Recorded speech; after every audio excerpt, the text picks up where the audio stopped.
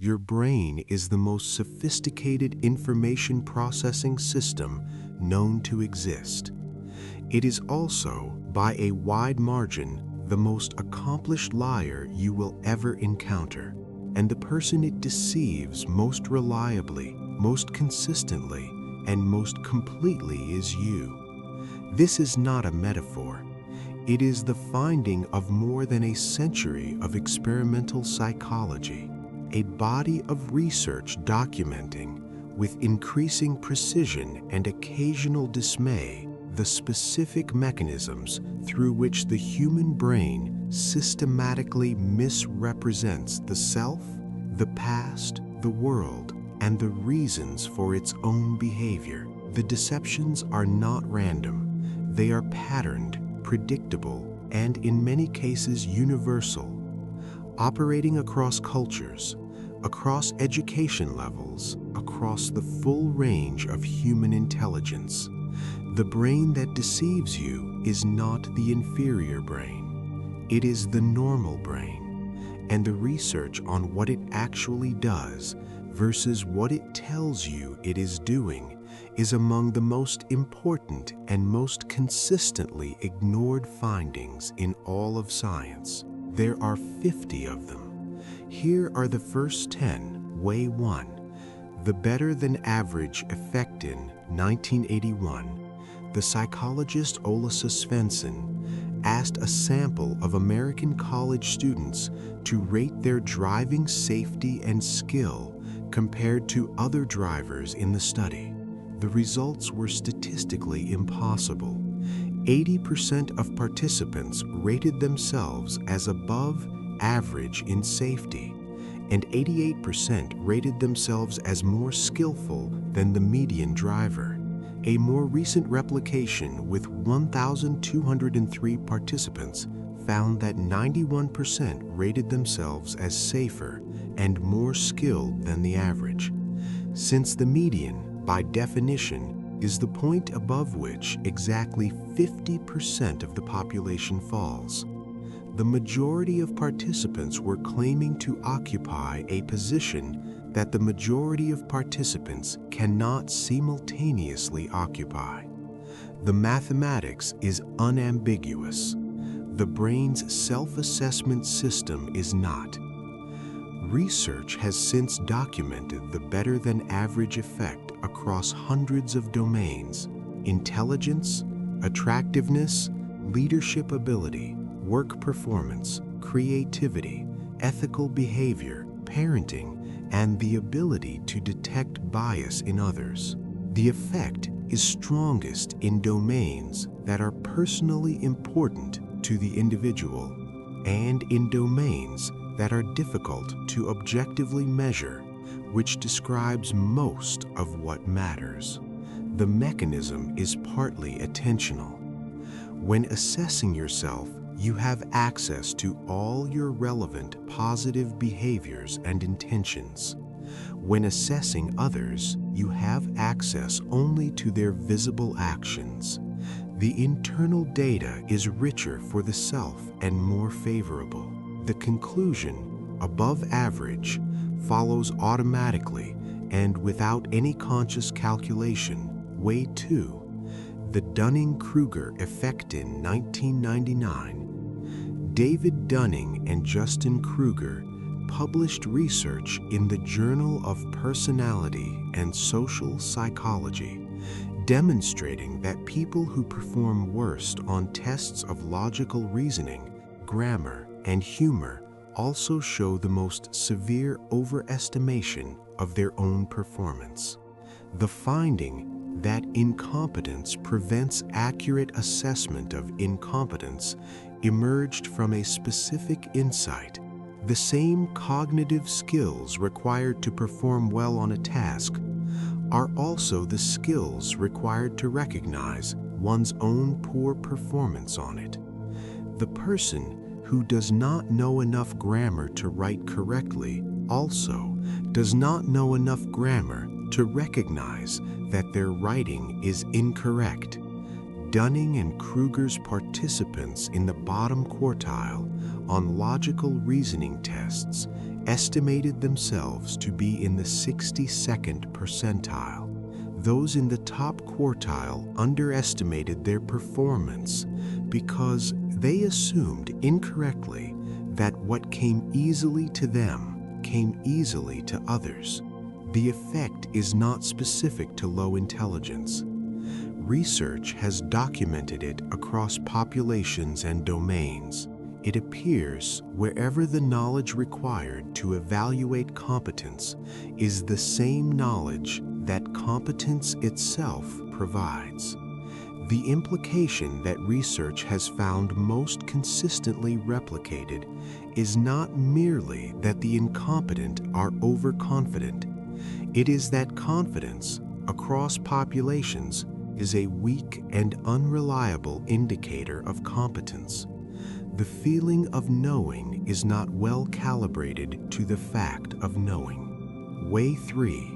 The self-serving attribution bias research on attribution, the process by which people explain the causes of events, has found a consistent asymmetry in how success and failure are explained. When an outcome is positive, people attribute it to their own effort, skill, character, and intention. When an outcome is negative, people attribute it to external factors, bad luck, others' failures, circumstances beyond their control, the unfairness of the situation. Research has found this self-serving attribution pattern across cultures, across ages, across occupational and educational groups, and in contexts ranging from academic performance to athletic outcomes to business success. The attribution is not consciously fabricated. It feels accurate. The person genuinely experiences their success as deserved and their failure as externally caused, and the feeling of accuracy persists even when the attribution is demonstrably wrong. Research has found that the self-serving attribution bias serves a specific psychological function. It protects self-esteem and maintains the motivational orientation required to continue pursuing goals. A person who attributed every failure to their own fixed inadequacy would eventually stop trying. The bias keeps the effort going. The cost is an increasingly inaccurate causal model of the relationship between the self's behavior and the world's outcomes. Have you ever noticed how naturally you remember the times you were right, and how the times you were wrong have a way of becoming someone else's fault, or bad luck, or circumstances? Way 4. The left brain interpreter Michael Gazzaniga's decades of research with split brain patients. Patients whose corpus callosum had been severed, disconnecting the two brain hemispheres, produced what he considered his most important finding, the left hemisphere's interpreter. In these patients, the two hemispheres could be given different instructions simultaneously. When the right hemisphere was instructed to perform an action and did so, the left hemisphere, which controls language and was unaware of the instruction the right hemisphere had received, would immediately and confidently generate an explanation for the behavior. The patient would reach for an object with the left hand, and the left hemisphere would say, "I wanted to pick it up." The explanation was completely fabricated. The left hemisphere had no access to the right hemisphere's instructions and no knowledge of the actual cause of the behavior. But it produced a confident, coherent, plausible-sounding narrative instantly, without hesitation, and without any awareness that the narrative was invented. Gazzaniga concluded that this interpreter function is not a special feature of split-brain patients. It is the normal operation of the human left hemisphere, generating continuous post hoc narratives for behaviors and decisions whose actual causes are unconscious processes it has no access to. The experience of having reasons for what you do is in many cases a story the left brain is telling after the fact. Research has found that this narrative generation is automatic, unconscious, and experienced by the narrator as genuine recollection rather than confabulation. Way 5, The Illusion of Introspection in 1977. Richard Nisbett and Timothy Wilson published Telling More Than We Can Know, a review of evidence suggesting that people have little or no direct introspective access to their own higher cognitive processes. In their experiments and in reviewing existing research, Nisbett and Wilson found that subjects were frequently unaware of the stimuli that had influenced their responses, unaware that their responses had been influenced, and unaware of the relationship between stimulus and response. Yet they provided confident, detailed, plausible explanations for their behavior when asked. In one paradigm, subjects selected the rightmost item from an array of identical objects significantly more often than chance, a known artifact of position preference, but explained their choice in terms of the object's qualities rather than its position. Research has found that when people attempt to explain their cognitive processes, they do not draw on genuine introspective access to those processes. They draw on implicit causal theories, beliefs about what kinds of things typically cause what kinds of behaviors, and apply those theories to their own case. The explanation feels like recollection. It is actually inference. Research has found this pattern across decision-making, preference, emotion, and behavior. The person is nearly always the last reliable source of information about why they did what they did. Have you ever given a careful, fully articulated explanation for a decision you made, and then, much later, encountered evidence that the real reason was something you never mentioned?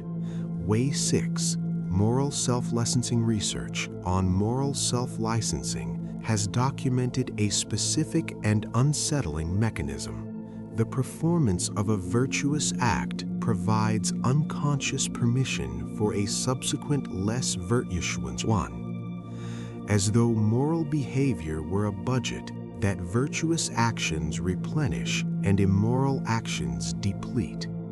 Research by Benoit Monin and Dale Miller found that people who had demonstrated their lack of prejudice in one context were subsequently more willing to express discriminatory preferences. Research by Nina Mazar and Chenbo Zhong found that people who had recalled moral acts from their past were subsequently more likely to cheat in an unrelated task. The licensing effect does not require that the person be aware of the mechanism, and research has found that they typically are not. The sequence feels, from the inside, like a series of independent decisions. The virtuous act and the subsequent lapse do not feel connected because the mechanism connecting them is unconscious. Research has found moral self-licensing across environmental behavior, charitable giving, dietary choices, and workplace conduct. Any domain in which the person has a self-image as someone who behaves well, and in which that self-image can be temporarily satisfied in a way that reduces the motivational pressure for the next virtuous act. If this is already unsettling, and it should be, please like and subscribe.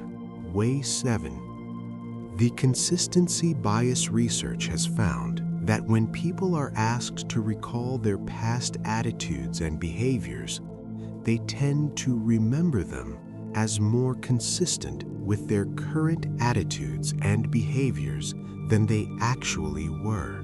The consistency bias, documented across political attitudes, consumer preferences, relationship satisfaction, pain assessments, and performance evaluations, represents a specific form of retroactive self-editing in which the remembered past is revised to match the present self rather than the past self that actually existed. Longitudinal research measuring attitudes at multiple time points has found that when people are asked to recall their earlier attitudes, they systematically report attitudes closer to their current ones than their actual earlier responses recorded. The experience is not one of having changed and acknowledging the change. It is one of having always held the current view. The earlier, different self has been quietly replaced with a more consistent version. Research has found that the consistency bias serves the narrative coherence function that Gazzaniga's interpreter also serves.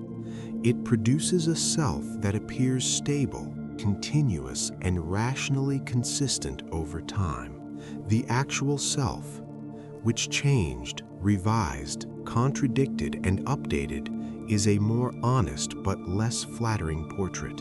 Way 8.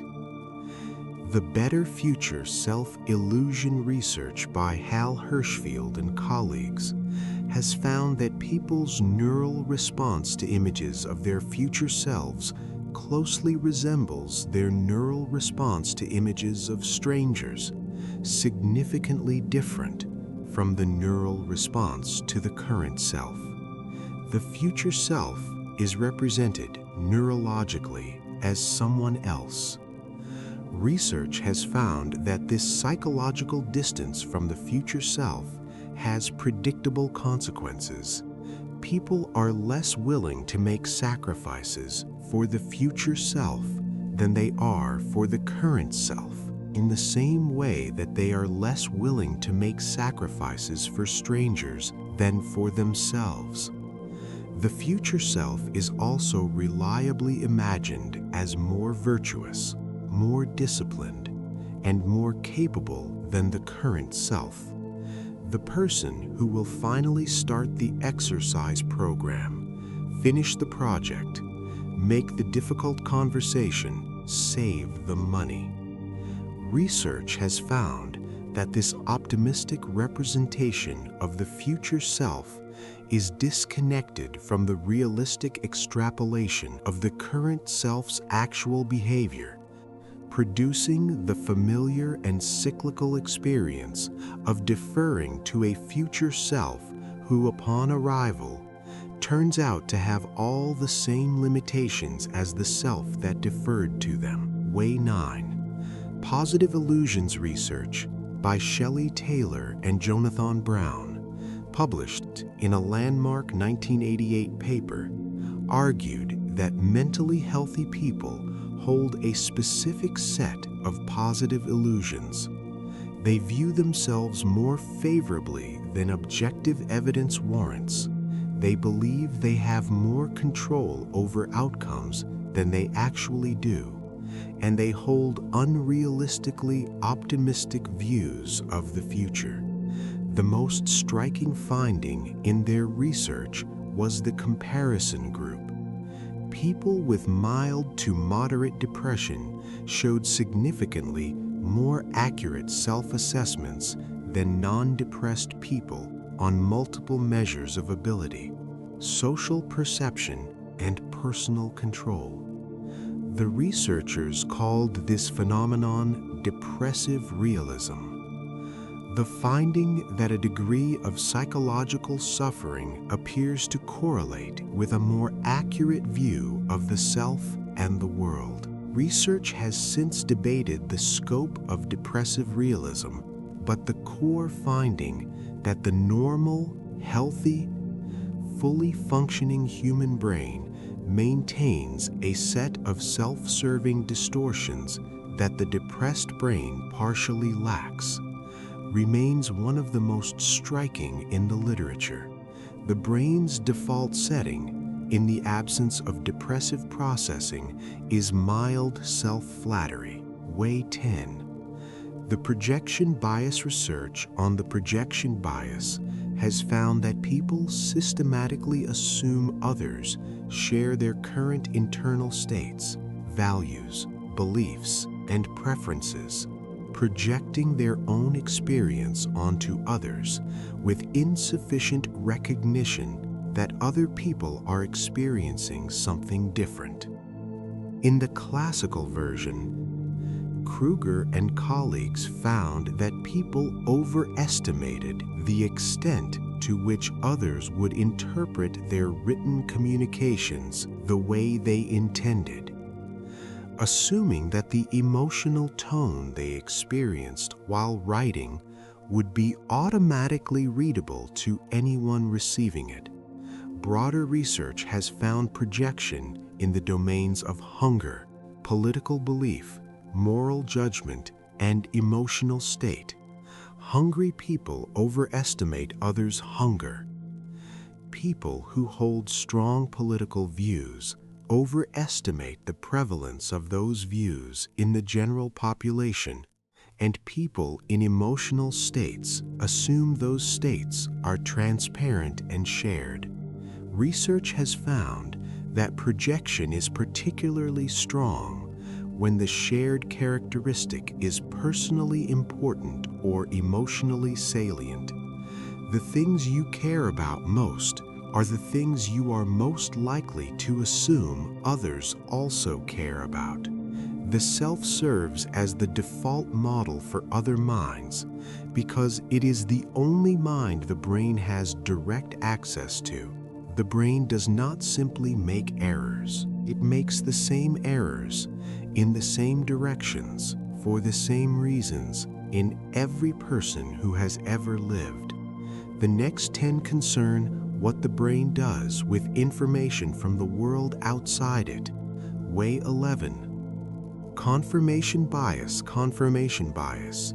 The tendency to search for, interpret, favor, and remember information in ways that confirm pre-existing beliefs is among the most extensively documented and most consequential of all cognitive biases. Research dating to Peter Wason's 1960 selection task found that people consistently seek confirming rather than disconfirming evidence when testing a hypothesis, even when explicitly instructed to search for falsifying cases. In Wason's task, most participants chose cards that could only confirm the rule they were testing, never the cards that could falsify it, and when informed of the error, found it genuinely difficult to see what disconfirming evidence would even look like. In the decades following, research has documented confirmation bias across political beliefs, medical diagnosis, personnel evaluation, investment decisions, and scientific reasoning. Research by Ziva Kunda found that people evaluating the same piece of evidence rated its methodological quality differently, depending on whether the conclusion threatened them personally. Those with personal stakes in rejecting the conclusion found more flaws in the research that supported it. The methodology had not changed. What changed was the incentive to doubt it. The confirmation bias does not operate at the level of conscious selection. It operates at the level of what feels worth attending to, what feels credible, and what the mind volunteers when searching for examples. The search feels impartial. The search criteria are not. Research has found that intelligence does not protect against confirmation bias. In some studies, more intelligent people show stronger confirmation bias because they are more capable of constructing sophisticated justifications for their preferred conclusions. Way 12. Inattentional blindness in 1999. Daniel Simons and Christopher Chabris published what became one of the most widely replicated demonstrations in cognitive psychology.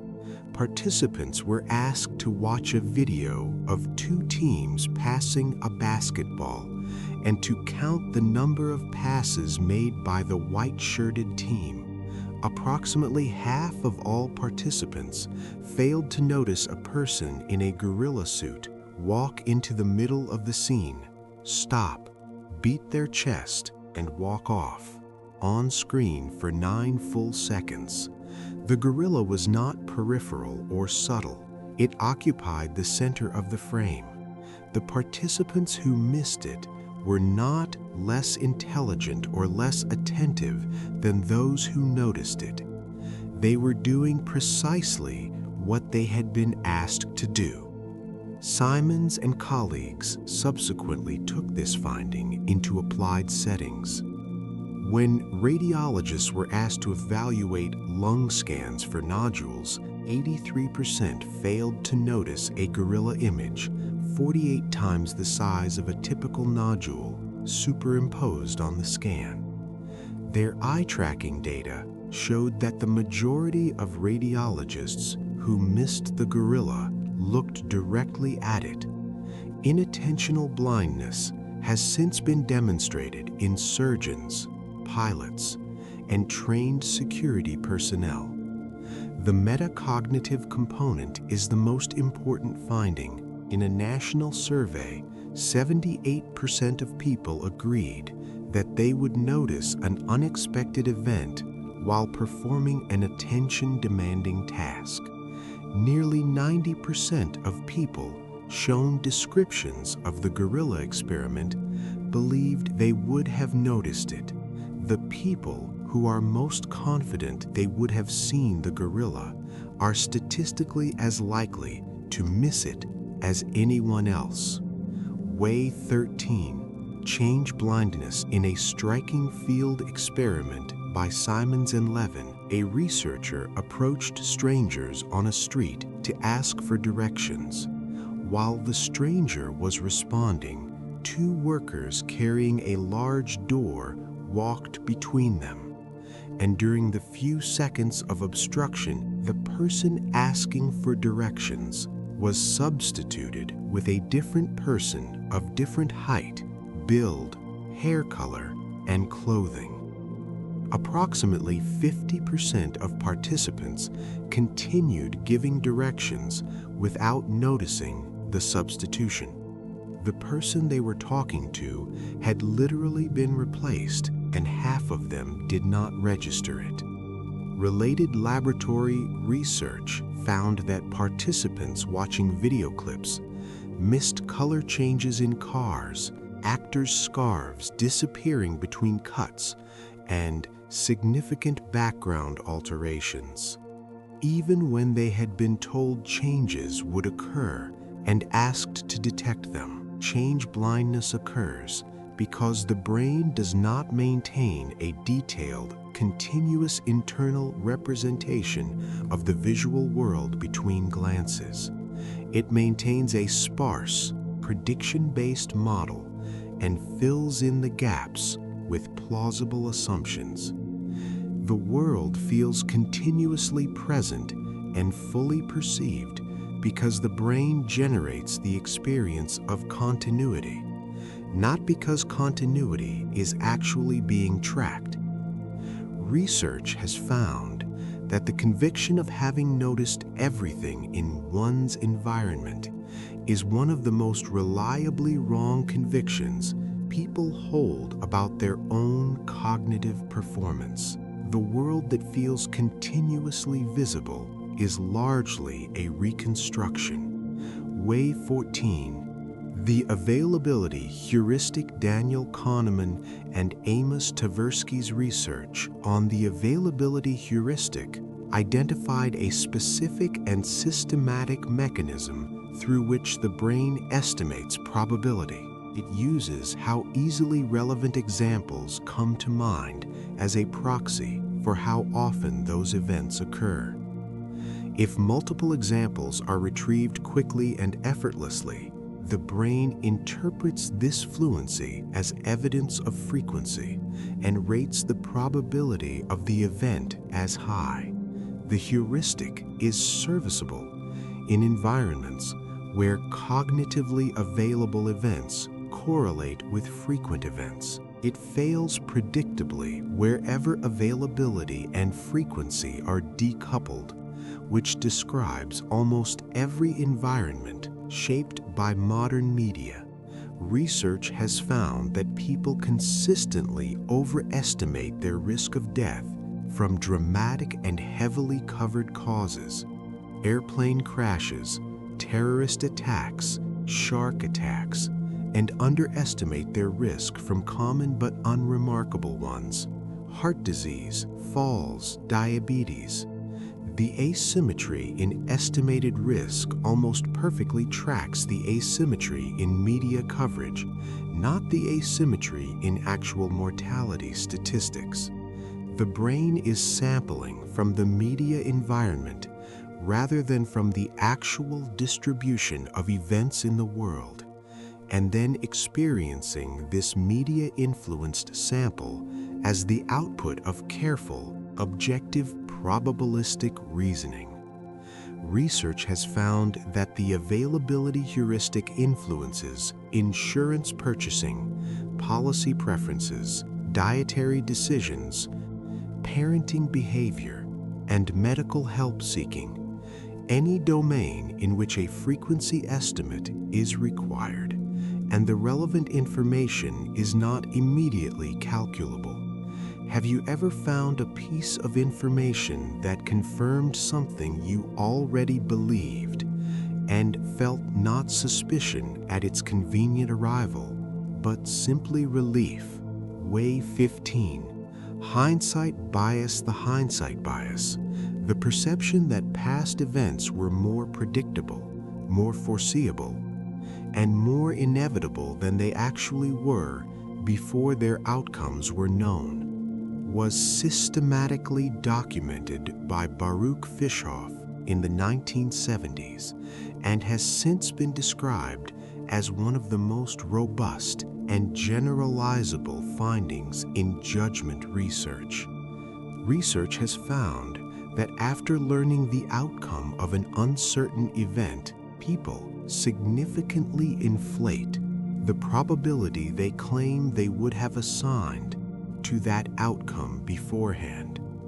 When asked to recall their prior probability estimates, they reconstruct them in the direction of the known outcome, and they are not aware of this reconstruction. The memory feels accurate. Research has found hindsight bias in medical diagnosis. Physicians asked to assess a case whose outcome they knew reported higher diagnostic confidence for the eventual diagnosis than physicians assessing the same case without outcome knowledge. Research has found it in legal settings. Jurors who know the outcome of an accident judge the prior negligence as more foreseeable. Research has found it in financial and political forecasting. Analysts' records of their predictions before events do not match their memories of those predictions after outcomes are known. Research by Fishoff found that warning people about the hindsight bias before presenting them with outcome information reduced but did not eliminate it. The bias occurs at the level of memory reconstruction. Knowing the outcome rewrites what was thought before. The instruction cannot prevent the rewrite because the rewrite is not deliberate. Way 16. Motivated reasoning research on motivated reasoning has established that people are not neutral processors of evidence who update their beliefs proportionally to what data shows. They are motivated processors, beginning with a desired conclusion and working backward to find evidence that supports it, while subjecting threatening evidence to higher and more rigorous scrutiny than evidence that confirms what they want to believe.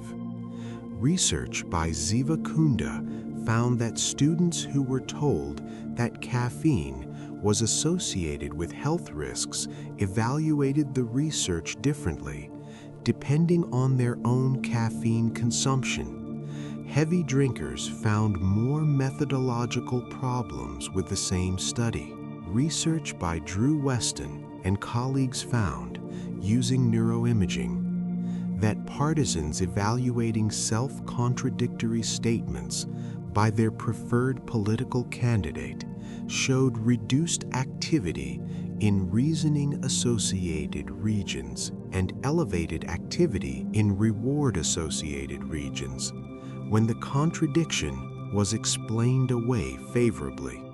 The brain's reward system was engaged when motivated reasoning succeeded, when the threatening evidence was neutralized.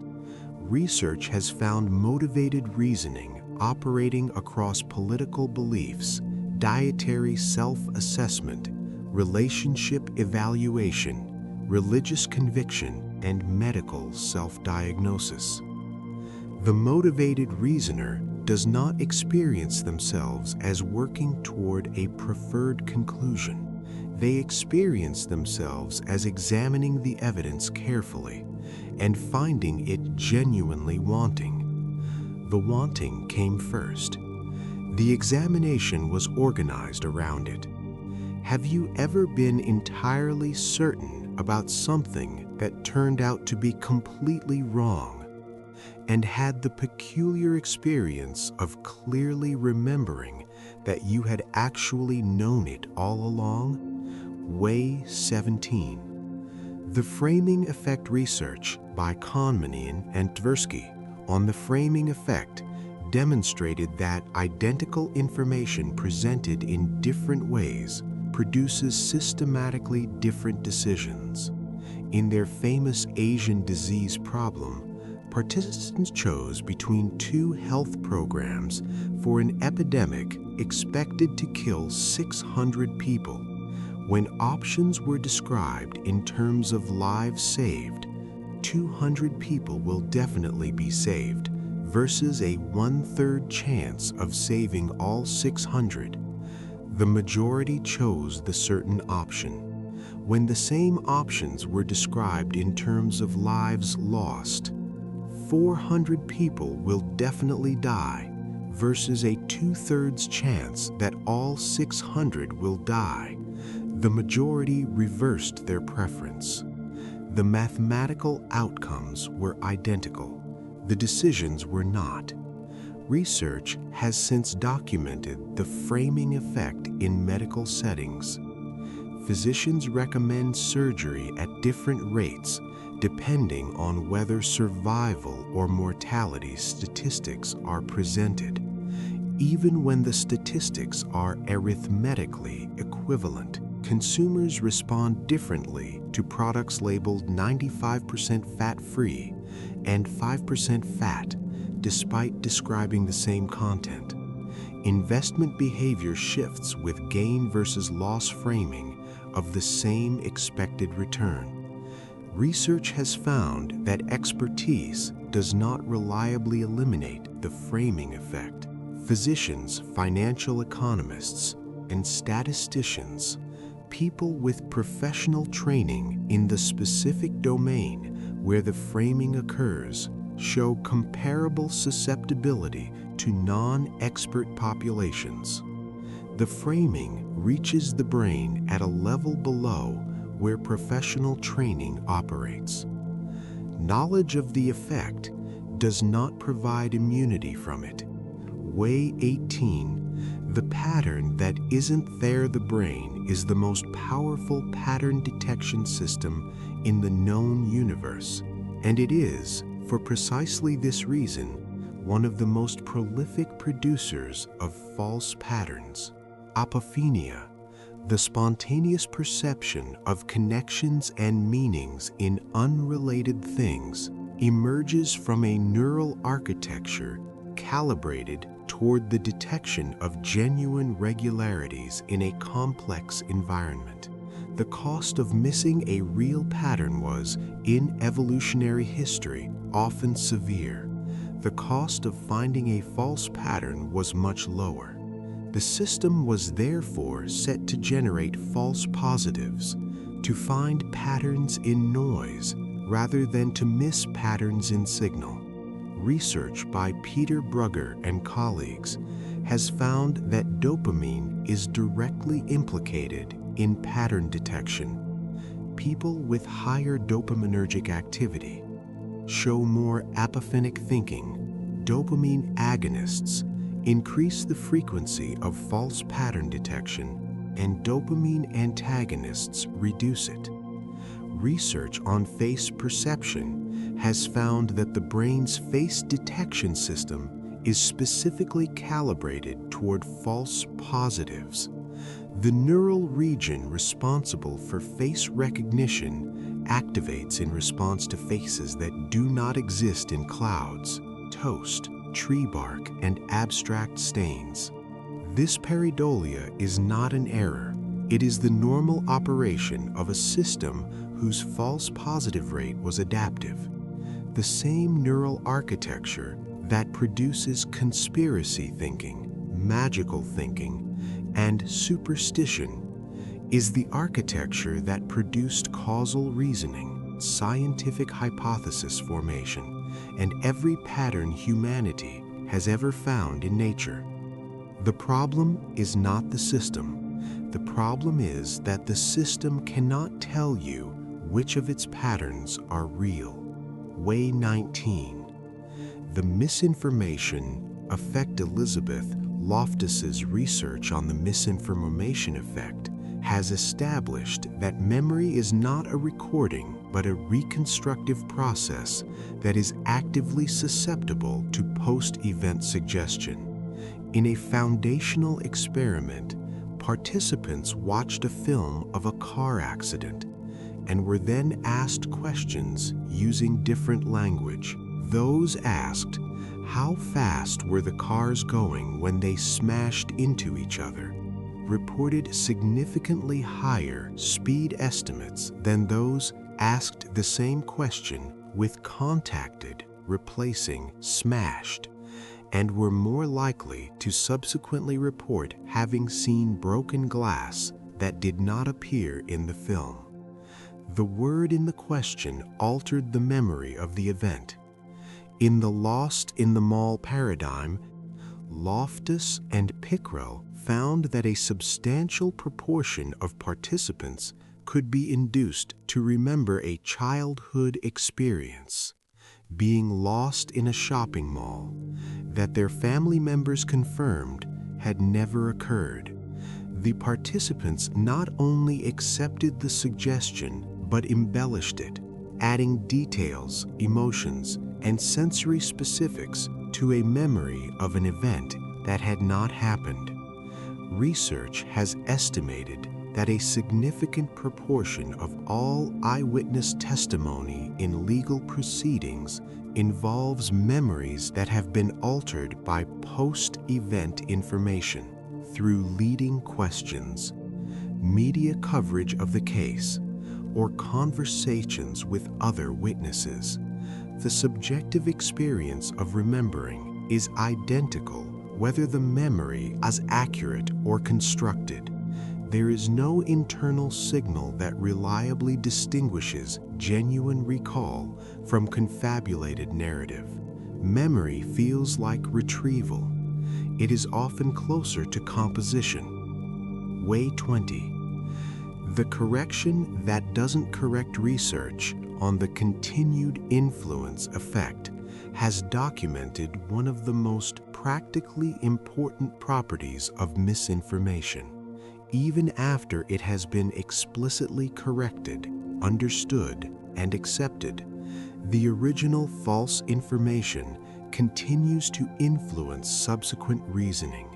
Research by Ulrich Ecker and colleagues found that participants who read a story containing misinformation about a warehouse fire and who then received an explicit correction stating the misinformation was false continued to cite the misinformed details when reasoning about the fire, even while correctly acknowledging the correction when asked directly.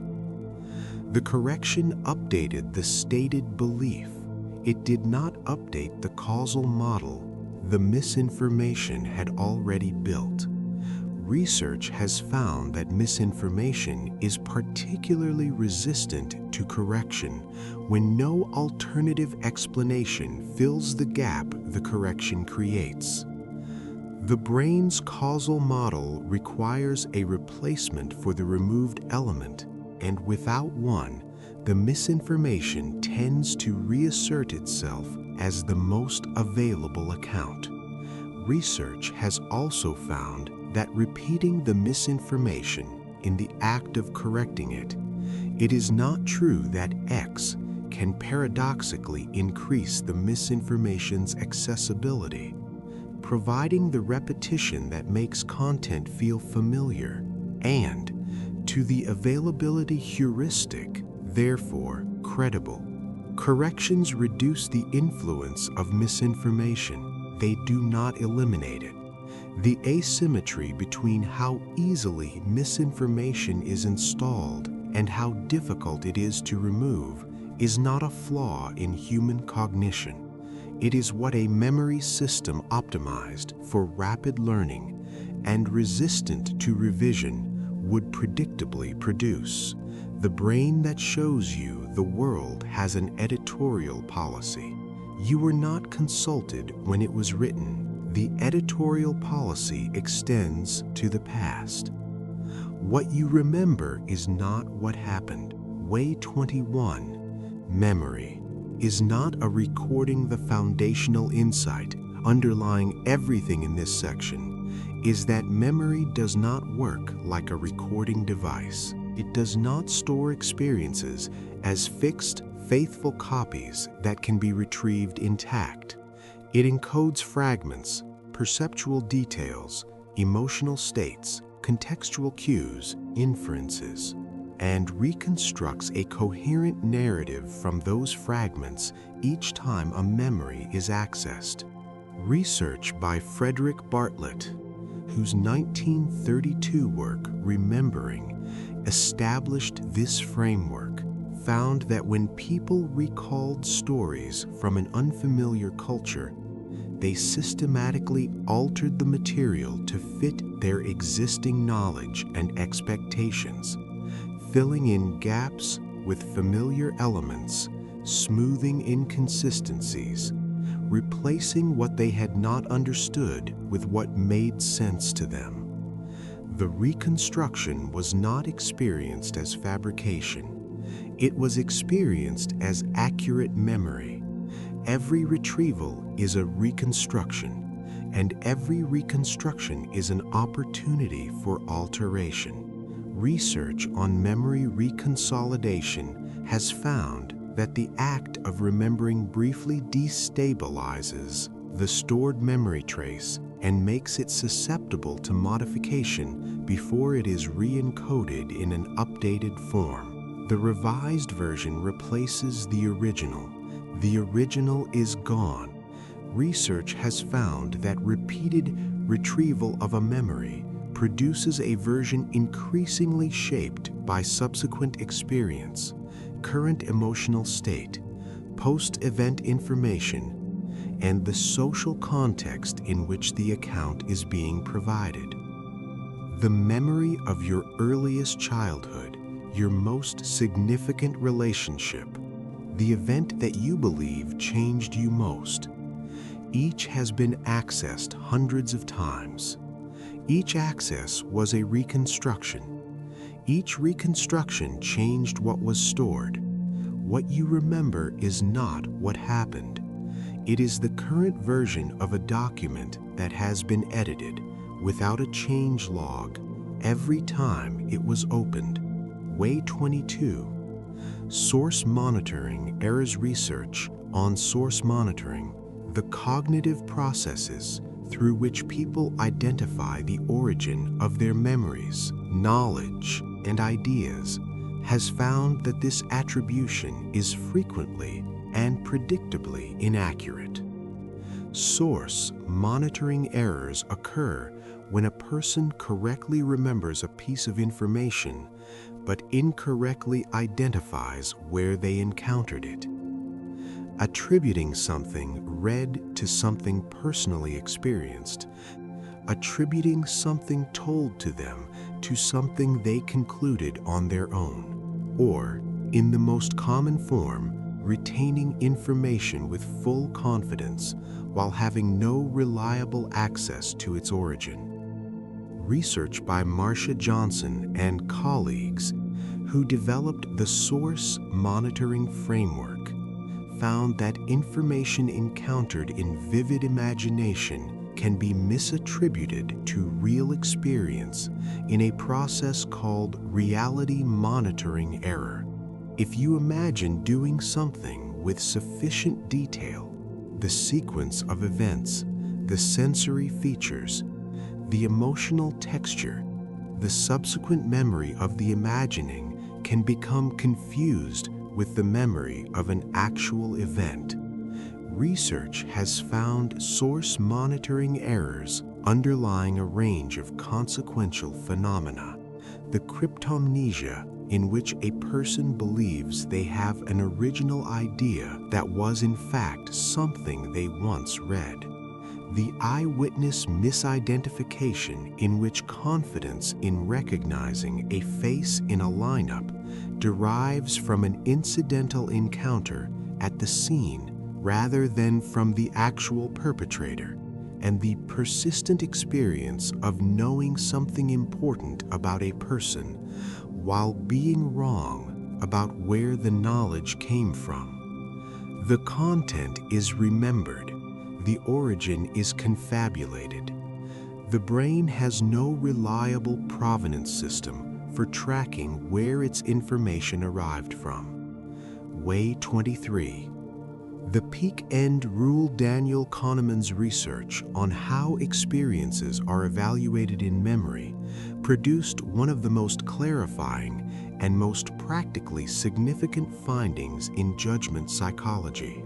In a study of 154 colonoscopy patients and 133 lithotripsy patients, Kahneman and Rettelmeyer found that remembered evaluations of the procedures were almost entirely predicted by two factors: the intensity of pain at the worst moment of the experience and the intensity of pain at the final moments.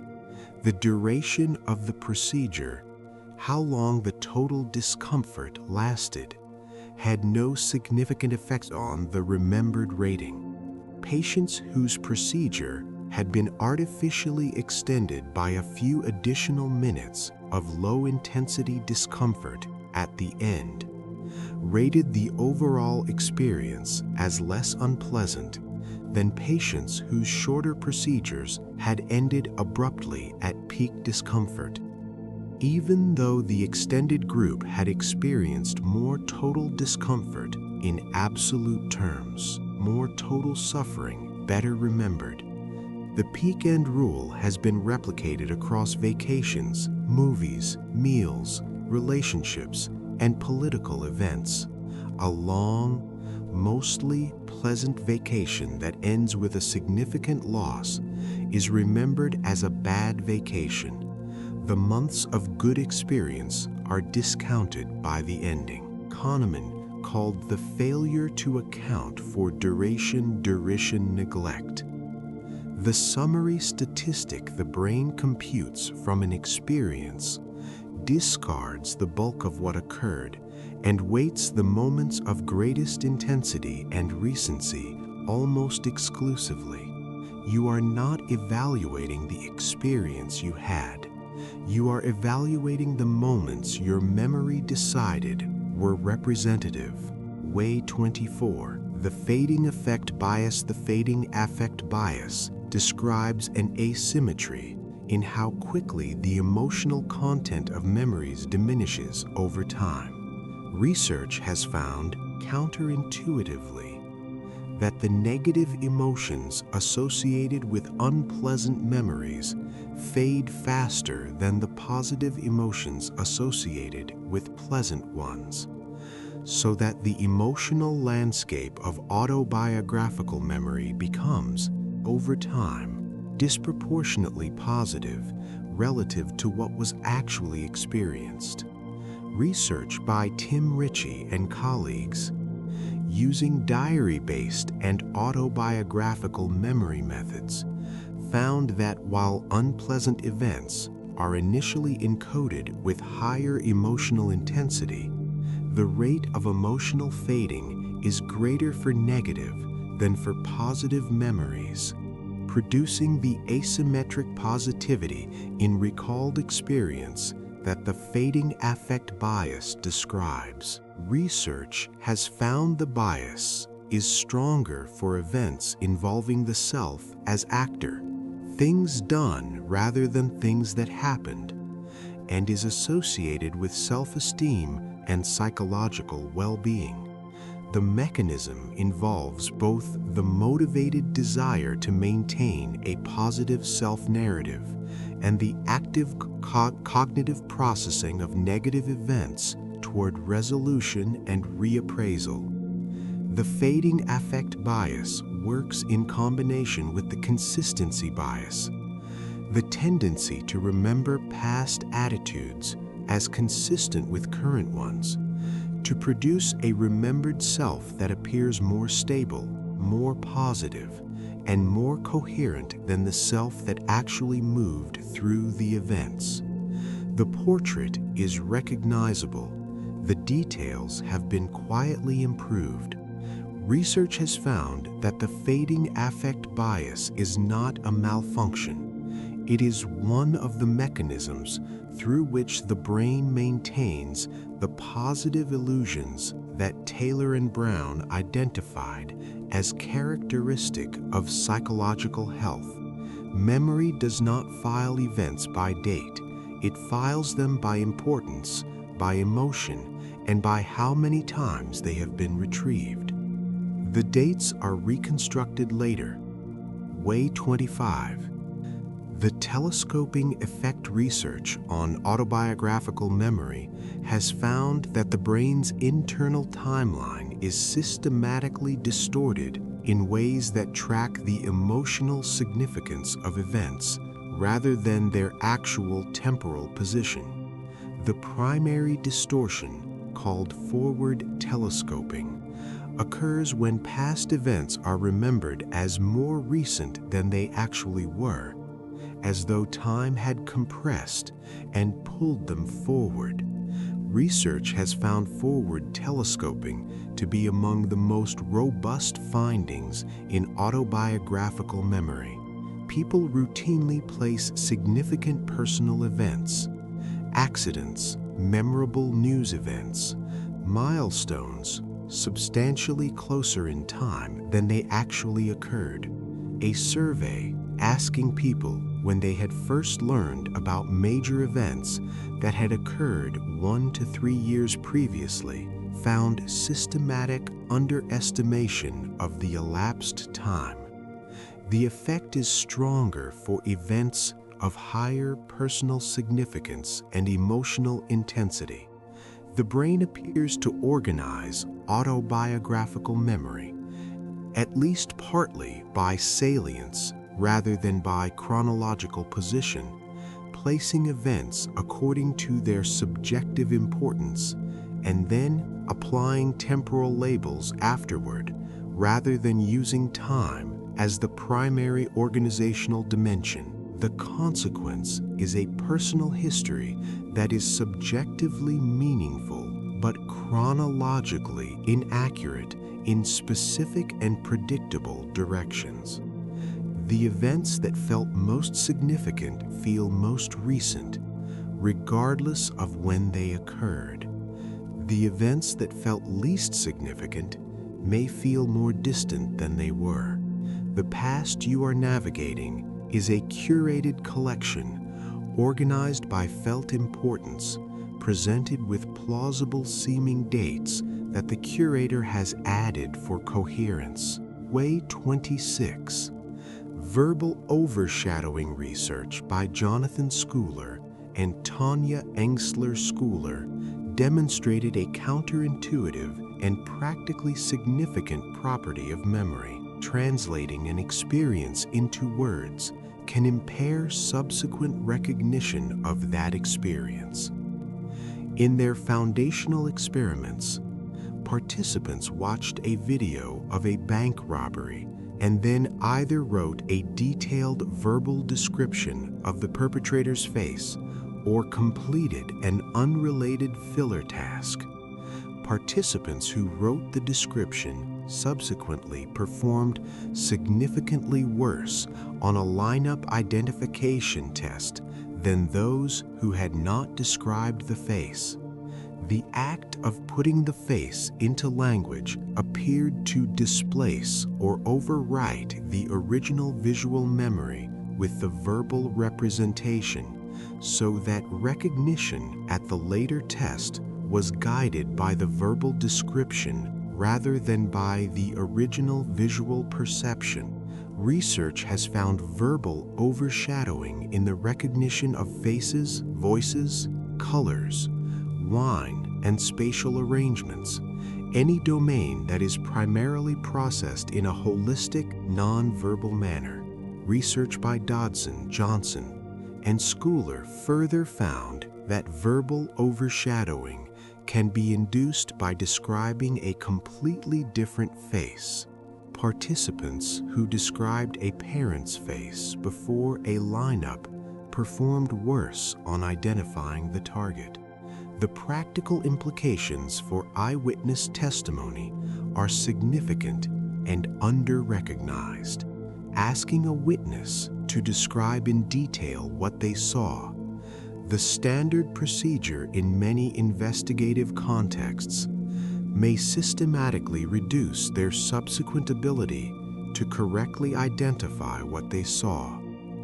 The report produces a memory that is more verbal and less visual than the original experience, and the verbal version is the one that guides future recognition. Way 27. Memory conformity research on memory conformity has found that hearing another person's account of a shared event can reliably alter one's own memory of that event, not merely influence what one reports, but change what one actually remembers. In experiments by Gary, French, Kinzet, and Jack, pairs of participants who had watched the same film were subsequently exposed to each other's accounts. A significant proportion of participants incorporated details that their partner had seen, but they had not into their own subsequent recall, and a substantial portion of these incorporations were maintained even after the social pressure was removed, and participants were asked explicitly to report only what they personally remembered. Research has found that memory conformity is a genuine memory alteration, not merely a social compliance effect. The partner's account is incorporated into the individual's own memory representation at the level of stored content, not merely at the level of reported content. The mechanism reflects the same reconstructive vulnerability that makes all memory susceptible to post-event information. The social dimension adds the factor of the trusted co-witness. Information from someone who was present and who appears to remember clearly, provided in a social context where disagreeing requires challenging their account, is processed by the memory system as information worth incorporating into one's own reconstruction. Research has found that memory conformity is stronger when the partner is perceived as more competent or more confident, regardless of whether their account is accurate. Way 28. The Illusion of Knowing research by Leonid Rosenblatt and Frank Kyle asked participants to rate their understanding of how everyday devices work: thermostats, toilets, bicycle pumps, zippers, combination locks, and then to produce detailed, step-by-step, mechanistic explanations of how those devices functioned. The confidence ratings collapsed immediately upon the attempt. Participants who had rated themselves as having moderate to good understanding found they could not explain the mechanisms they believed they understood. The experience of recognition, of a device seeming familiar, of a description sounding comprehensible, had been mistaken for genuine mechanistic knowledge. Research has found the same pattern in political attitudes. People who expressed strong opinions on policy, healthcare systems, carbon taxes, international trade agreements, found their confidence significantly reduced when asked to explain the actual causal mechanisms through which the policy would produce its claimed effects. In a follow-up study, producing the failed explanation was itself therapeutic. Participants who attempted the explanation subsequently moderated their political positions, as though the experience of failing to explain had provided the most efficient available demonstration that they had not understood what they thought they understood. Rosenblatt and Kell proposed that the illusion arises from a confusion between two distinct cognitive states: familiarity, being able to recognize and interact with something, and understanding, knowing how it actually works. Familiarity is widely available and computationally cheap. Understanding is rare and metabolically expensive. The brain does not reliably distinguish between them when asked to evaluate its own comprehension. Way 29. The generation effect research on the generation effect has established that information people actively produce, generate, complete, or elaborate, is remembered with greater confidence and greater accuracy than information that is received passively. Research by Norman Slamecka and Peter Graff found that when participants generated words from incomplete prompts, filling in the missing letters from a partial cue, they showed significantly better recall than when they read the complete words, even when exposure time and effort were controlled. The generation effect has been replicated across numerous tasks and interpreted as reflecting the deeper cognitive processing and more elaborative encoding that self-generation requires relative to passive reception. The self-deception dimension of the generation effect emerges from its interaction with motivated reasoning. The arguments you constructed for your own position are remembered more confidently than the arguments you were given. The conclusions you reached through your own reasoning feel more certain than conclusions you were told, not because your reasoning was more accurate, but because you performed the generation. Research has found that people who are induced to generate a belief by asking them to explain why it might be true or to argue for it against an opposing view subsequently report higher confidence in the belief than people who simply read the same arguments. The feeling of certainty is partly a memory effect. What was generated by the self feels, in retrospect, more like something the self had discovered than something the self had been led to produce. Way 30. The Zeigarnik effect. Bluma, Zeigarnik's experiments in the 1920s established what became known as the Zeigarnik effect. Interrupted and incomplete tasks are remembered substantially better than completed ones. In her original research, participants were given a series of tasks. Some they completed, some that were deliberately interrupted before completion. When unexpectedly asked to recall the tasks afterward, they remembered the incomplete tasks approximately 90% better than the completed ones. The mechanism reflects the functional architecture of goal-directed cognition. An uncompleted goal maintains an active representation in working memory, an open file, as a prompt to return and finish, while a completed goal can be deactivated and archived. Research by Baumeister and Masicampo extended the finding to show that the intrusive accessibility of incomplete tasks can be reduced by making a concrete plan to complete them. The plan partially satisfies the goal maintenance system, even before the task is done. The self-deception dimension of the Zeigarnik effect lies in what it reveals about the non-random nature of intrusive thought.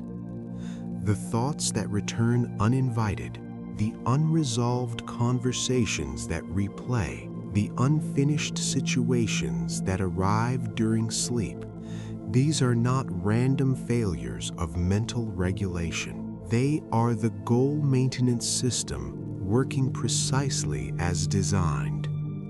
The problem is that the system cannot reliably distinguish between goals that can still be completed and goals that cannot.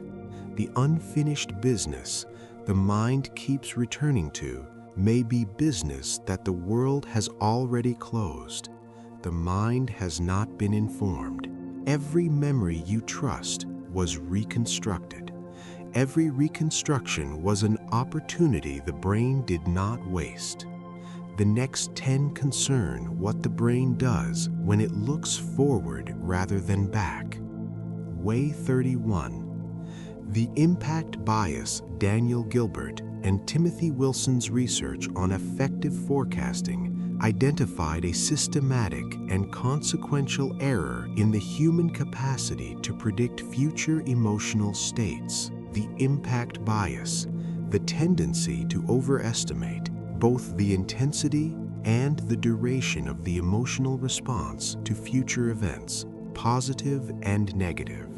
Research found that people anticipating job rejections, romantic breakups, electoral defeats, and significant medical diagnoses expected to experience prolonged and intense negative emotional states. Tracking of actual emotional trajectories found that, in most cases, the real emotional impact was substantially shorter and considerably less intense than anticipated.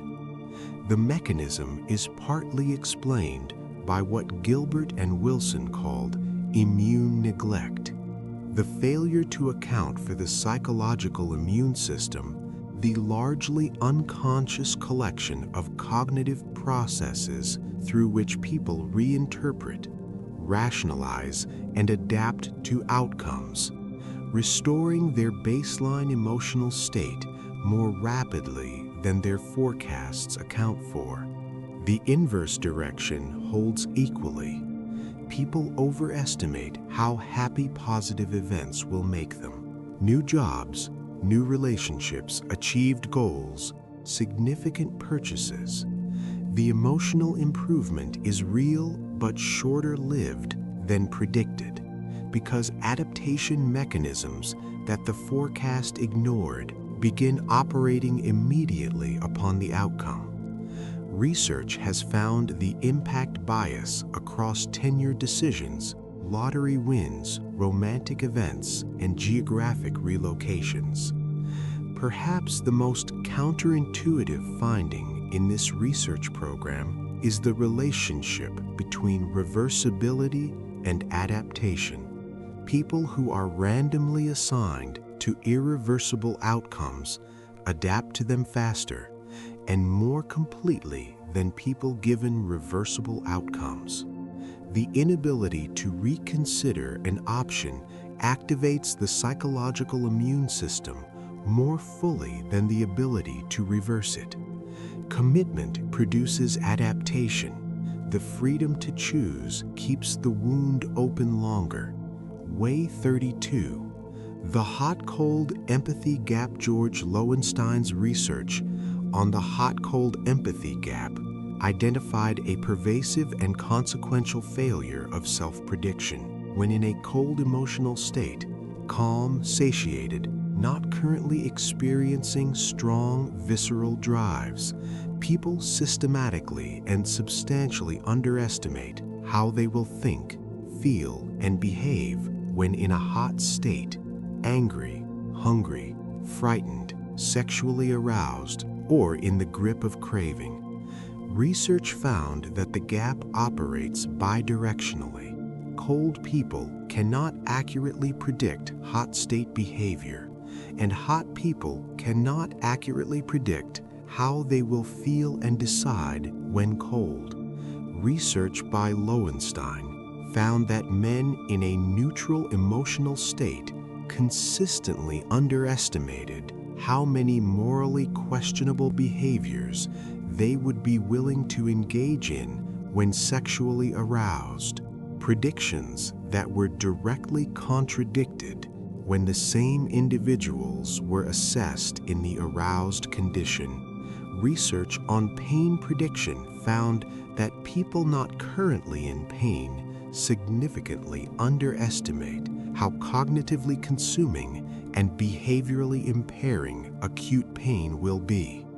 Research on hunger and purchasing found that shoppers buying groceries while hungry spend more and buy more indulgent items than they predict they will when satiated. Because the cold, planning self cannot recruit the neural and motivational states associated with hunger when trying to model the hungry self's behavior. The prediction is generated by a system that is not currently running the program it is trying to predict.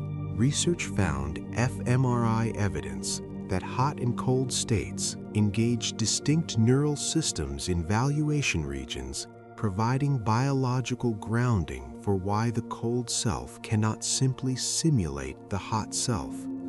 The result is systematic error in planning, in moral self-prediction, and in the understanding of one's own future behavior.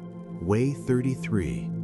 The projection bias in preferences related to, but distinct from the hot-cold empathy gap. The projection bias in preferences describes the systematic tendency to project one's current tastes, desires, and state-dependent valuations onto future decisions, underestimating how much preferences will change across different emotional states, circumstances, and times. Research by Lowenstein, O'Donoghue, and Rabin formalized the bias and found it operating across consumption decisions, career preferences, relationship satisfaction, and risk tolerance. Research on automobile purchasing found that buyers in warm weather purchased convertibles at significantly higher rates, and subsequently reported lower satisfaction with their purchase than buyers in cold weather who were purchasing based on a more accurate prediction of how much they would actually use the feature. Research on grocery purchasing found that hungry shoppers consistently overestimate how appealing the food they are buying will be when they return to a satiated state. The projection bias produces a specific temporal illusion. The future self is imagined as essentially identical to the current self, sharing the same desires, the same emotional state, the same hierarchy of salience, when in fact, the future self will be embedded in different circumstances that will substantially alter its preferences. Research has found that people acknowledge in the abstract that their preferences will change over time. When making concrete decisions, they systematically underestimate the magnitude of that change. The acknowledgement of variability in principle and the ignoring of it in practice is one of the more consistent patterns in the projection bias literature. Way 34. The Focusing Illusion. In a 2006 science paper, Kahneman and colleagues published a finding they described with the formulation, "Nothing in life is as important as you think it is while you are thinking about it." The focusing illusion describes the systematic overestimation of the contribution of any single life factor to overall well-being whenever attention is directed at that factor. When people are asked directly how much money affects happiness, the relationship appears large. Income is salient. The question focuses attention on it, and the assessment is made under conditions of maximal relevance. When people report their moment-to-moment emotional experience rather than making a global assessment of life, the relationship between income and happiness is considerably weaker because income is not occupying conscious attention during the actual living of most moments. Research found that Midwesterners assumed Californians were significantly happier than they were because they focused on weather when evaluating Californian life, while Californians whose weather was not a focal object of daily attention showed no well-being advantage. Research on the disability paradox. The finding that people with serious physical disabilities report substantially higher well-being than non-disabled people predict they would have reflects the same mechanism. Non-disabled people evaluating disabled life focus almost exclusively on the disability. People living with the disability have their attention distributed across everything else: work, relationships, meals, conversations, in which the disability is often peripheral. Whatever you are thinking about right now is more important than it will actually turn out to be. Way 35. The Status Quo Bias Research by William Samuelson and Richard Zeckhauser established the status quo bias, the systematic preference for the current state of affairs over alternatives, even when alternatives are objectively equivalent or superior. In their foundational experiments, participants who were assigned a starting position, a particular investment portfolio, insurance policy, or employment arrangement showed strong preference for maintaining it over alternatives, relative to participants for whom the identical option was presented as a new choice. The mere fact of being the current state made an option more attractive. Research has found the status quo bias operating in medical treatment decisions. Patients prefer existing treatments even when equally effective alternatives are available. In retirement savings plan participation, in voter incumbency preferences, and in organizational change resistance. Kahneman and colleagues connected the status quo bias to loss aversion. The potential losses from changing are experienced as approximately twice as psychologically significant as the equivalent gains from switching, making inertia the psychologically cheaper path regardless of its objective consequences. Research has found that the status quo bias produces a specific and important cognitive distortion. Doing nothing, maintaining the current state, is experienced as not making a decision, when it is in fact a choice with full consequences. The person who stays in a deteriorating job, a damaging relationship, or a declining investment because changing feels effortful, has made a decision. The brain's accounting system has filed it under no action taken. The filing is inaccurate. The consequences are not. Way 36, the endowment effect research by Richard Thaler and subsequently by Kahneman, Knetsch, and Thaler demonstrated that the mere fact of owning an object immediately and reliably inflates its perceived value. In the foundational mug experiments, participants randomly assigned a coffee mug required significantly more money to sell it than participants who had not received a mug were willing to pay to acquire an identical one. The ownership had lasted minutes. The objects were identical. The valuations were not. The endowment effect has been replicated across sports tickets, consumer products, chocolate bars, equity positions, and property, and across populations including professional traders, experienced economists, and young children. Research has found the mechanism is loss aversion.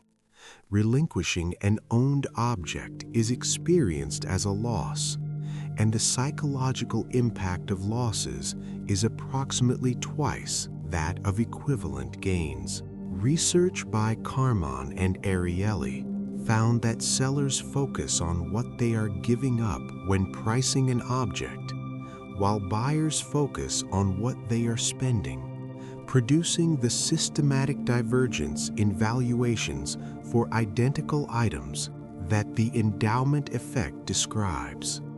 The endowment effect creates specific patterns in economic behavior that persist even when the person is fully aware of the bias and explicitly instructed to correct for it. Awareness does not reliably reduce it. The feeling of ownership changes the value of the thing owned at a level below where conscious correction operates. The want arrives first. What assembled it is running below the level where you can see it.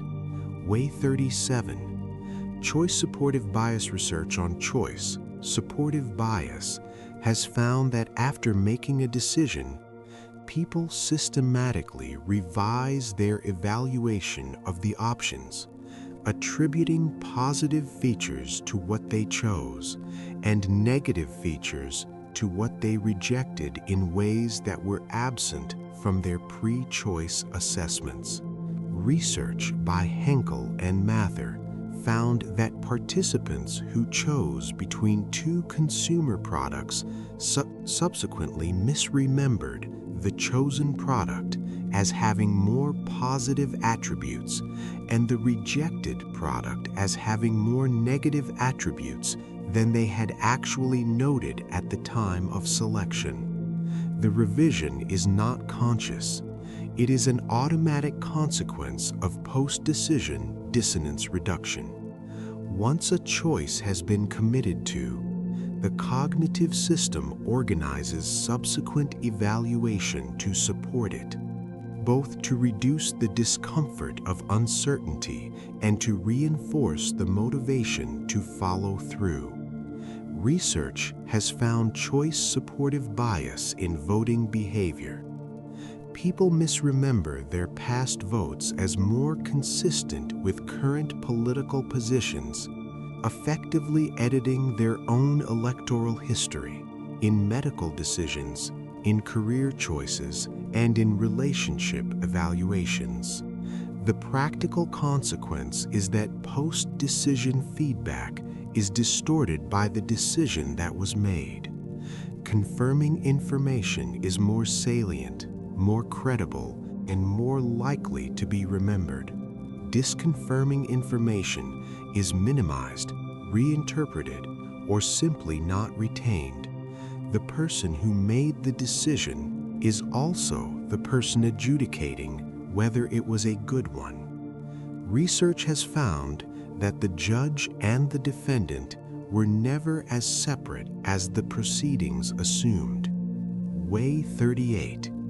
Ego Depletion and the Illusion of Deliberation Research by Roy Baumeister and colleagues on ego depletion established that decisions made in a cognitively depleted state, following sustained mental effort, extended decision-making, or prolonged self-regulation, differ systematically from decisions made in a fully resourced state, while the subjective experience of deliberating freely and carefully remains essentially unchanged across both conditions. In a widely cited analysis by Danziger, Levov, and Avnaim Peso, Israeli judges' decisions on parole applications showed a striking temporal pattern. Favorable rulings were granted in approximately 65% of cases at the start of each session, declining to near zero as the session progressed, then resetting to approximately 65% following each break. The judges were not aware of the pattern. The defendants were not systematically more or less deserving of favorable decisions by time of hearing. The cognitive resource required for deliberative, nuanced judgment had been progressively depleted, and the depleted system defaulted to the cognitively cheaper option, denial, maintaining the status quo, while generating the identical subjective experience of careful evaluation that the resourced system produced. Research has found ego depletion effects on dishonesty rates, risk tolerance, impulsive consumption, and implicit prejudice. Subsequent search has debated the mechanisms and replicated some findings more robustly than others. The core pattern, that decision quality changes with cognitive resource availability, while the felt quality of deliberation does not, represents one of the more unsettling findings in the literature. You are less sure of your decisions than they feel.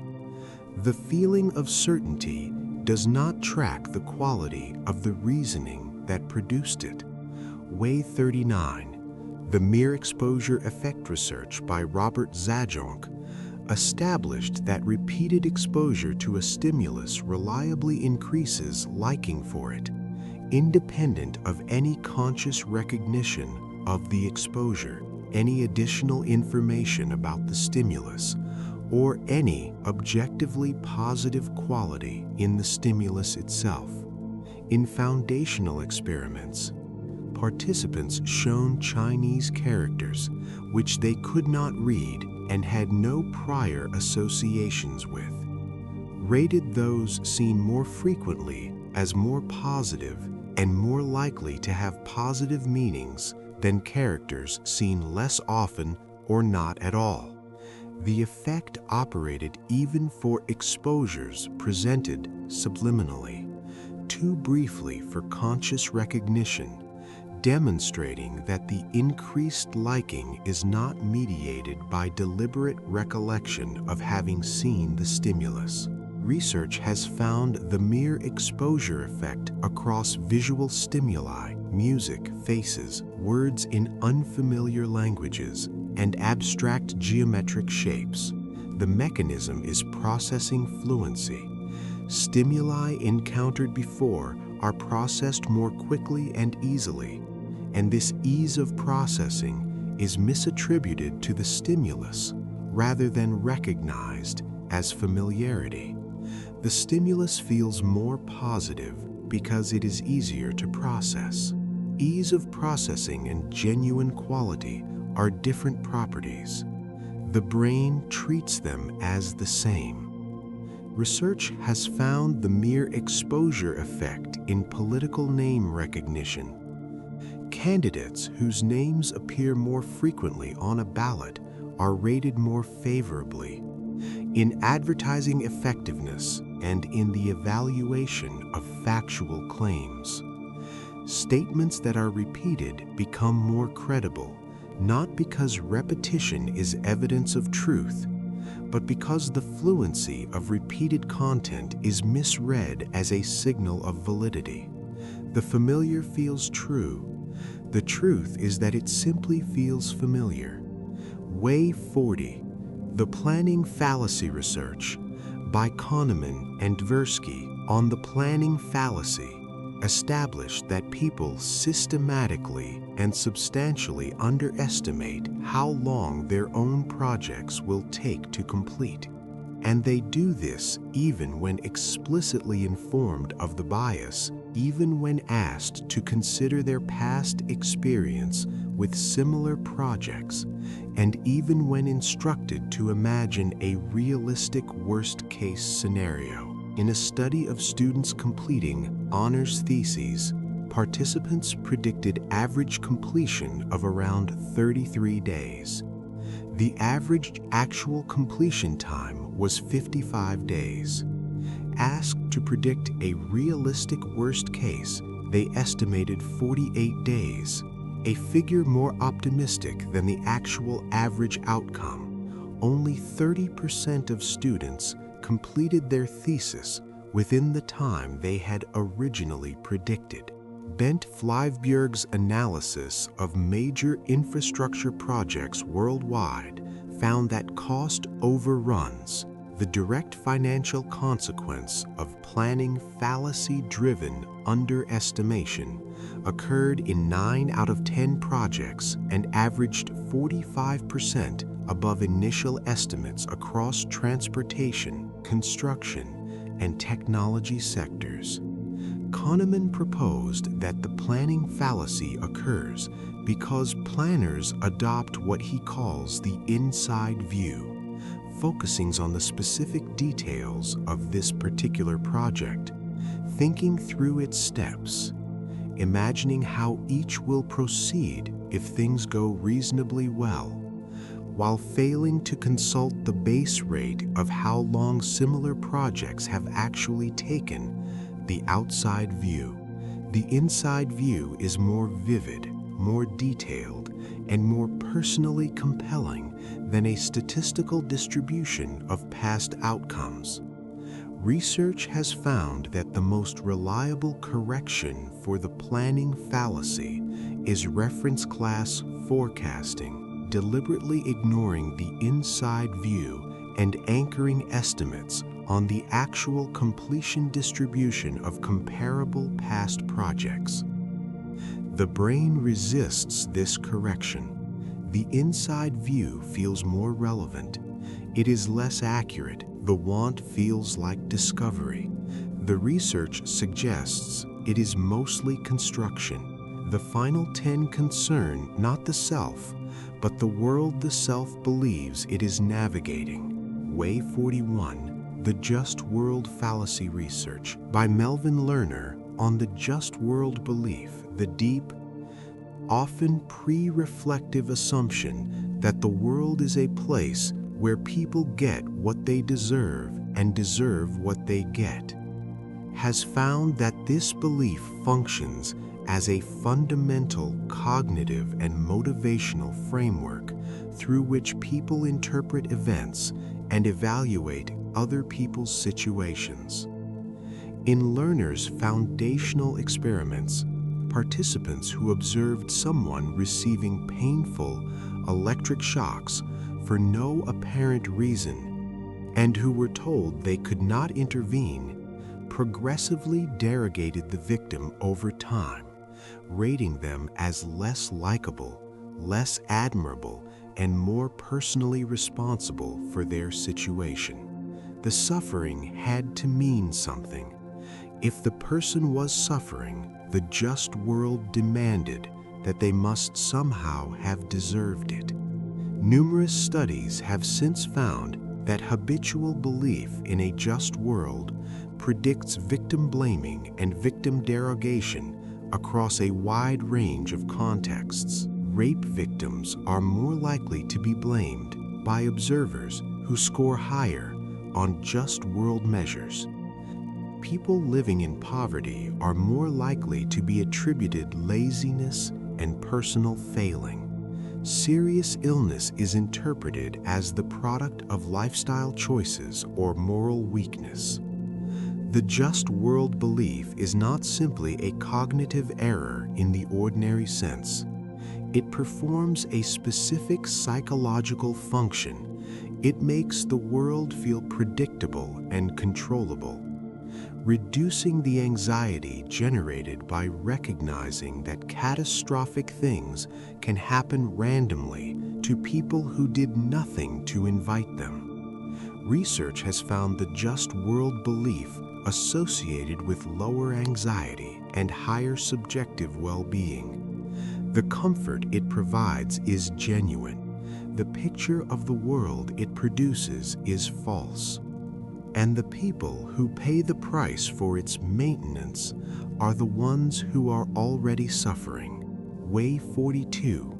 The fundamental attribution error. Lee Ross's identification of the fundamental attribution error in 1977 established a specific and pervasive asymmetry in how people explain behavior. When observing others, people systematically overweight dispositional explanations, stable character traits, and underweight situational ones. In the foundational demonstration, participants who read essays arguing for a particular political position attributed the writer's genuine personal beliefs to the essay's content, even when they had been explicitly told that the writer had been randomly assigned their position and had no choice about what to argue.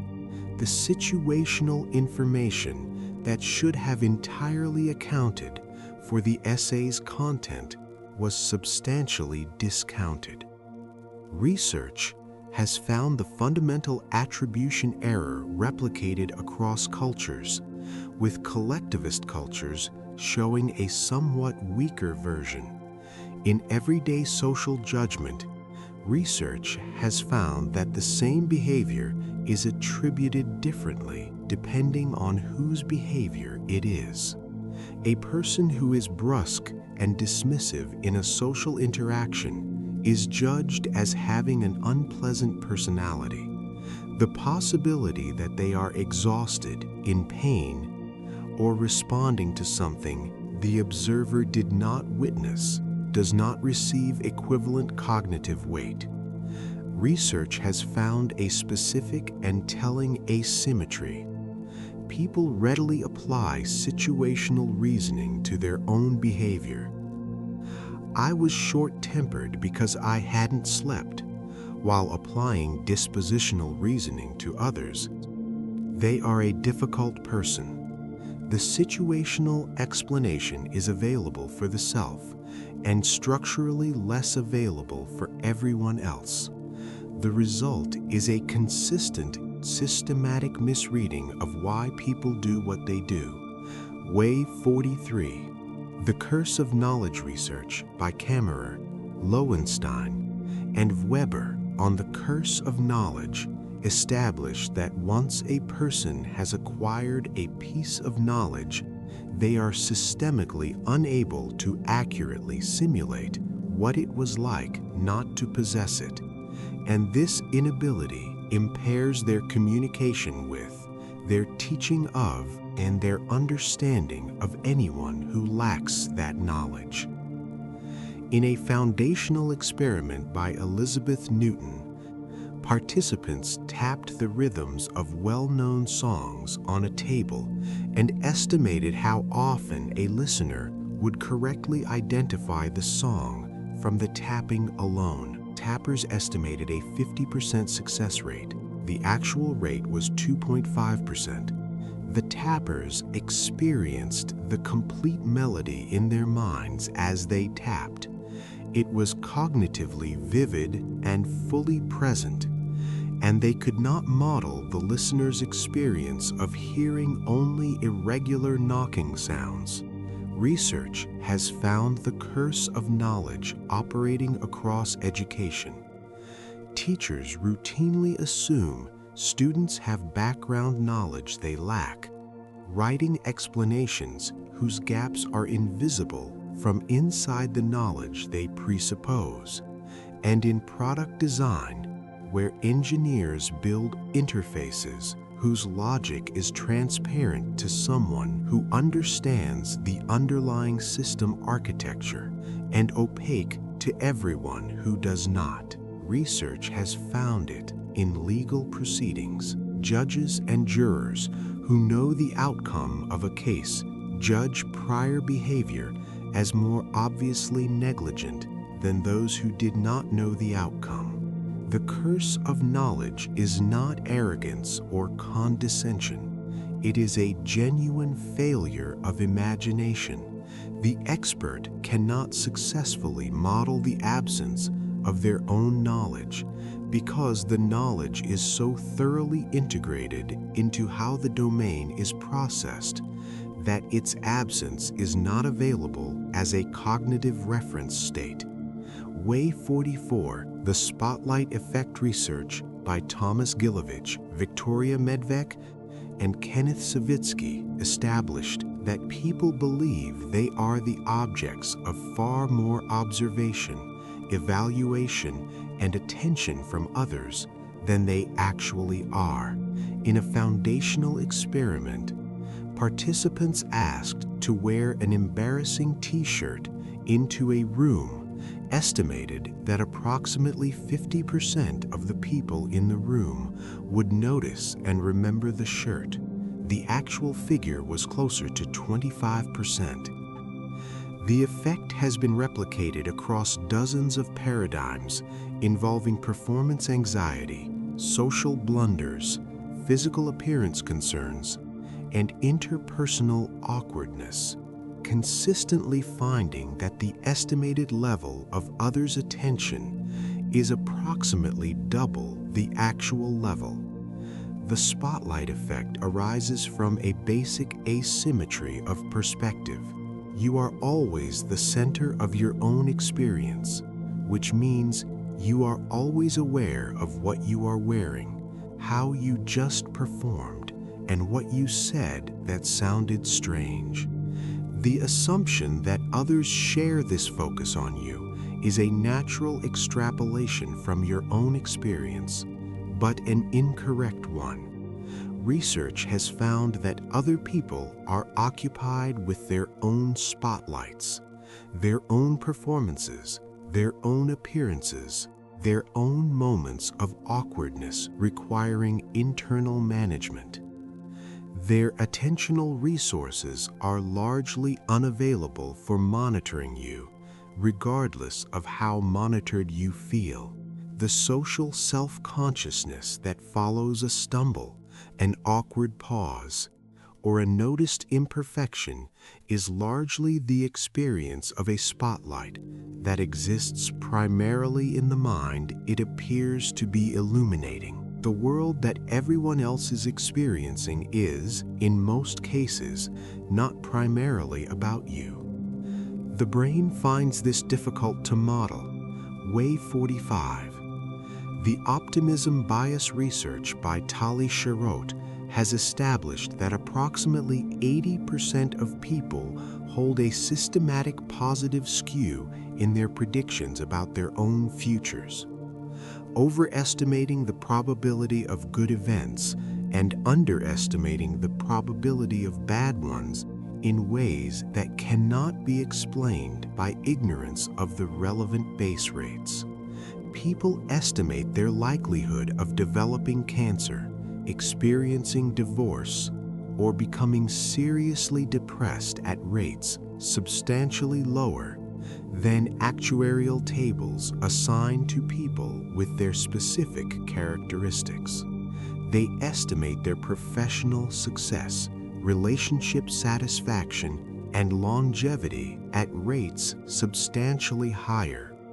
Sharot's neuroimaging research found that the brain processes desirable and undesirable information about the future asymmetrically. The left inferior frontal gyrus and rostral anterior cingulate cortex respond more strongly to positive future information than negative. Or more critically, research found that when people are shown the actual base rates for negative events relevant to their demographic, they update their beliefs less for negative information than for positive, absorbing good news, discounting bad. The asymmetric updating maintains the optimism bias even when corrective information is directly provided. Research has found the optimism bias associated with better health outcomes, higher persistence, greater entrepreneurial activity, and lower rates of depression. It is also associated with underinsurance, inadequate preparation for predictable risks, and the planning fallacy. It is not a failure of reasoning in the ordinary sense.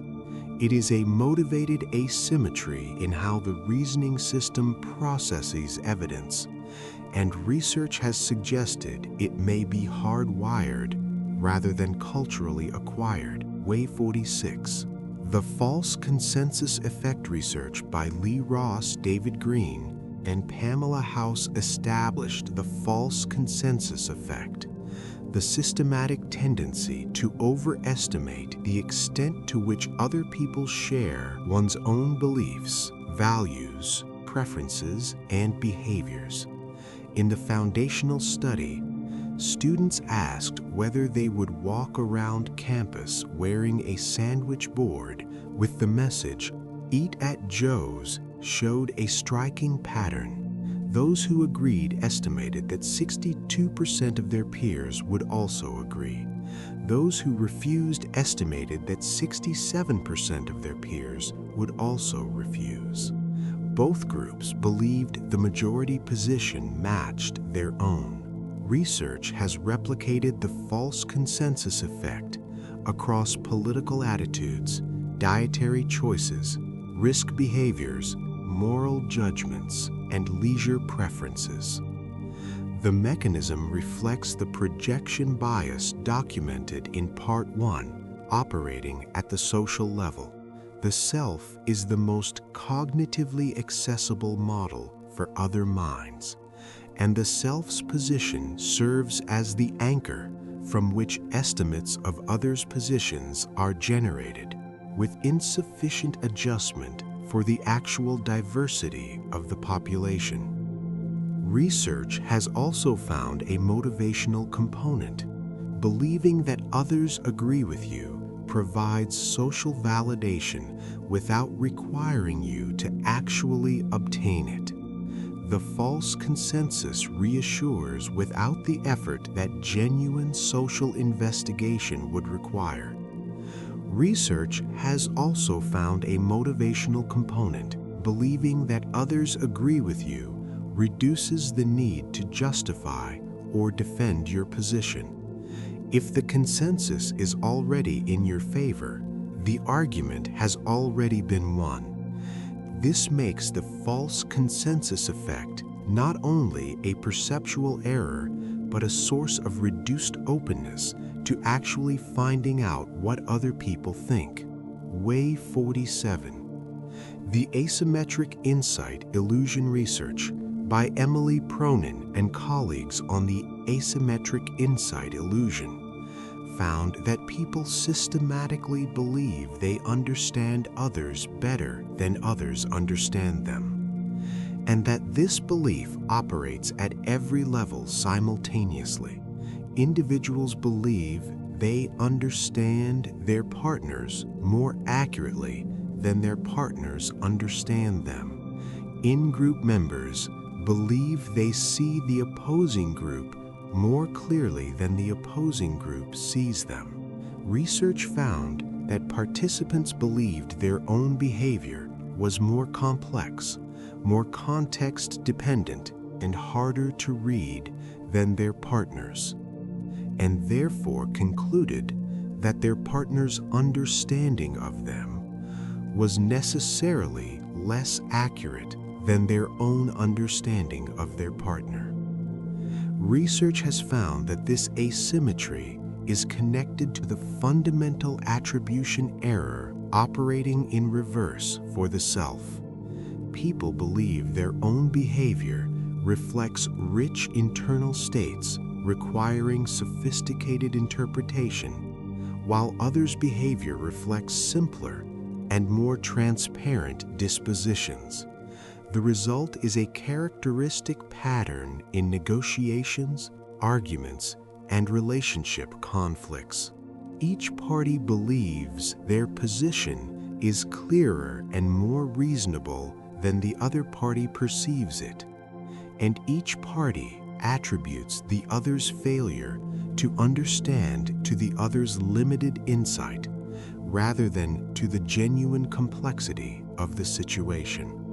Both parties hold this belief about the distribution of insight simultaneously. Both parties are wrong in the same direction at the same time. Research has found no reliable method of telling someone they are experiencing the asymmetric insight illusion that does not feel, to the recipient, like confirmation of the asymmetry. Way 48. The third-person effect research on the third-person effect, established by W. Phillips Davison in 1983 and replicated consistently across 4 subsequent decades, has found that people rate themselves as substantially less susceptible to persuasive communications, advertising, political messaging, and media influence than they rate comparable others. The specific belief takes the form: I evaluate this critically and objectively. Other people, less reflective, are influenced by it without recognizing the influence.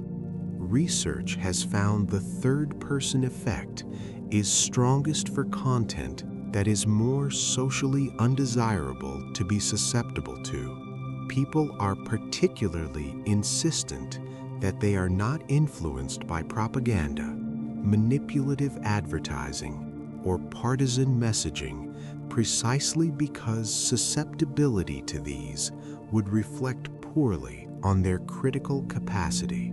Research has found a behavioral consequence of the effect. People who believe others are more susceptible to harmful media support content regulation and censorship at higher rates, not ostensibly to protect themselves, since they are not susceptible, but to protect the less critically equipped others who need protection. The third-person effect thus converts a self-flattering perceptual error into a policy preference. Research has documented it as one of the most consistent findings in the media effects literature. The evidence for its operation comes from studies that the participants in those studies consistently believed applied to someone else. Way 49.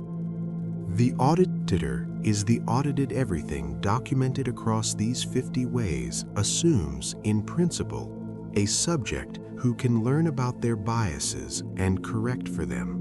Research has found a specific and important limit on this assumption. The self that examines the biases is the same self that has them. It uses the same cognitive machinery it is attempting to audit. It evaluates evidence about its biases through the same confirmation bias it is trying to see past. It forecasts its future improvements using the same impact-biased affective forecasting system whose errors it has just encountered. Research by Pronin, Lin, and Ross on the bias blind spot found that people consistently rate themselves as less susceptible to cognitive biases than the average person, with a large effect size that has been replicated with high confidence, even after being taught about those biases and shown evidence of the biases in their own responses. A pre-registered replication published in 2024 confirmed the original finding with 203 participants showing an effect size of D1.72. Knowledge of a bias is processed through the same motivated reasoning system that the bias operates through. This does not mean the knowledge is without value. It means the knowledge is working under considerably harder conditions than it appears to be working in. The examined mind and the examining mind are the same mind. The examination is genuine. The results require careful handling. Way 50. The most important finding research has found that the 50 self-deceptions documented across this script are not uniformly harmful. Many of them are functional. Positive illusions are associated with better physical health and greater persistence. The optimism bias reduces depression and increases productive effort. The fading affect bias allows recovery from harm. The consistency bias maintains a stable self-concept across time. The impact bias motivates goal pursuit by making anticipated rewards feel larger than they will turn out to be. Without these deceptions, the brain would have less to work with than it currently does. Research has found one consistent and disturbing corollary to this conclusion. The people who show the fewest positive illusions, the most accurate self-assessments, the most realistic estimates of their competence and control, the weakest optimism bias, are, in multiple studies, the people experiencing clinical depression. The most accurate map of the self is maintained by the people who are suffering most. The least accurate map is maintained by people who are functioning well.